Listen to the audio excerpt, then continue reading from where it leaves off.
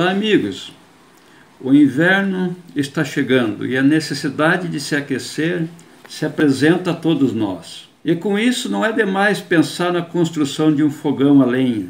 E assim quero te mostrar como se faz um fogão a lenha, conhecido aqui no sul como fogão campeiro, fogão de rabo, fogão gaúcho, como queira denominar. Como se sabe, a temperatura na região sul às vezes fica abaixo de zero. E partiu daí essa necessidade de se aquecer nessas baixas temperaturas. Mas também é comum aqui no sul a utilização desse tipo de fogão em todas as estações do ano, não só no inverno. Usando como referência um próprio vídeo de minha autoria existente no canal, passo as medidas básicas como orientação. Veja que a parte estética é apenas a parte externa. E esta pode ser feita seguindo o gosto da pessoa.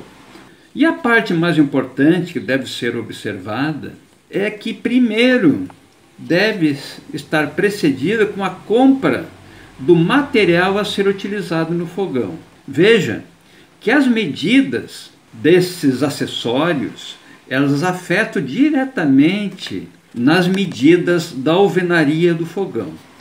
Veja só, a chapa.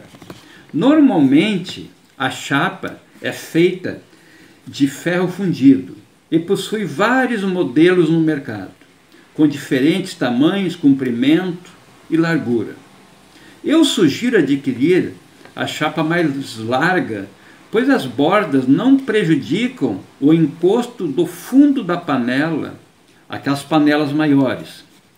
Pode a chapa ser de 67 centímetros de comprimento, com 48 centímetros de largura. Já o forninho, que vai servir para assar carne, assar o pão, rosca, conforme o gosto, este pode seguir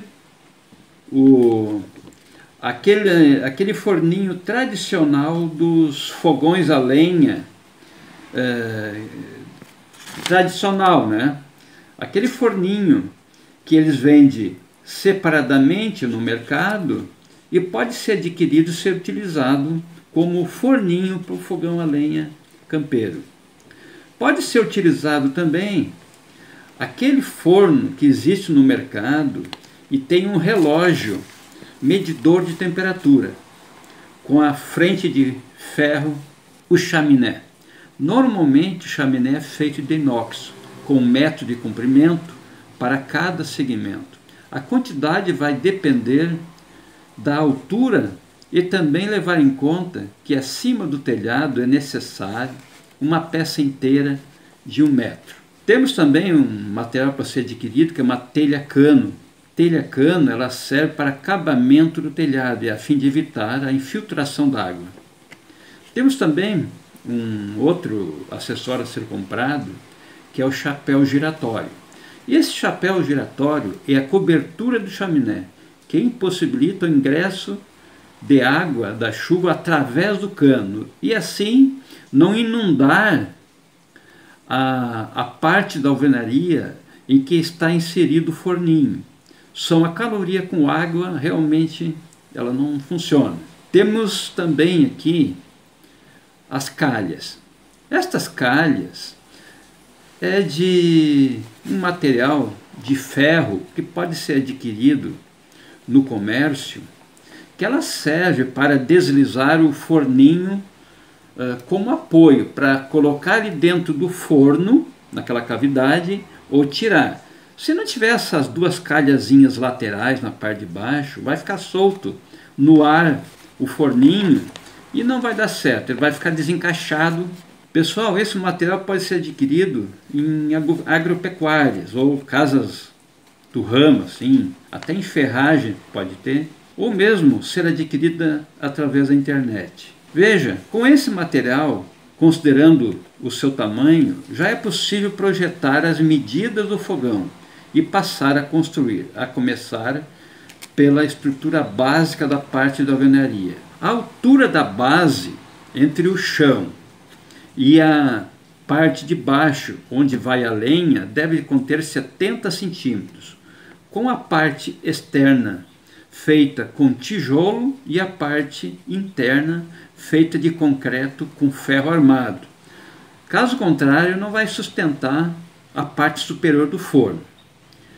A profundidade deve ser de 78 centímetros, mais ou menos, considerando que a chapa possui a largura de 48 centímetros e assim dispor de 15 centímetros de cada lado para apoio das panelas. Veja, se não for de 78 centímetros a profundidade do fogão, a chapa teria que ser de um tamanho menor. Mas se optar por uma chapa de um tamanho menor, realmente não precisa ser de 78 centímetros a profundidade da alvenaria do fogão. Outra questão, de bom alvitre que deixa a partir do chão espaço para pôr a lenha, podendo ficar na parte lateral ou na parte frontal. Nas imagens que eu estou passando do meu, é na parte lateral. Nesse tipo de fogão são utilizadas lenhas mais compridas, de forma que é comum as pontas ficarem para fora. Assim, o comprimento da base do fogão deve contemplar mais 50 centímetros, a fim de apoiar a ponta das lenhas mais compridas. Já a altura da chapa fica assim da mesma altura da pia da cozinha e assim não prejudica, né, as pessoas que utilizam e para que possa confortavelmente ser utilizado, sem se prejudicar a coluna, etc. Sugiro que a cobertura das laterais não seja feita de granito ou mármore, pois esse tipo de material não resiste à caloria e com o passar do tempo elas trincam. Eu, por exemplo, optei por utilizar tijolo refratário, pois é resistente ao fogo e não tem perigo de... Veja que a chapa que eu coloquei aqui, que eu acho que é o indicado, não fica presa nas laterais e nem na parte que fica em direção à parede do forno, pois em ambas as situações deve ser deixado 1,5 centímetros, 2, prevendo a dilatação da chapa que ocorre quando exposta ao fogo. Então não deve estar presa com cimento ou outras assim, contra a parede.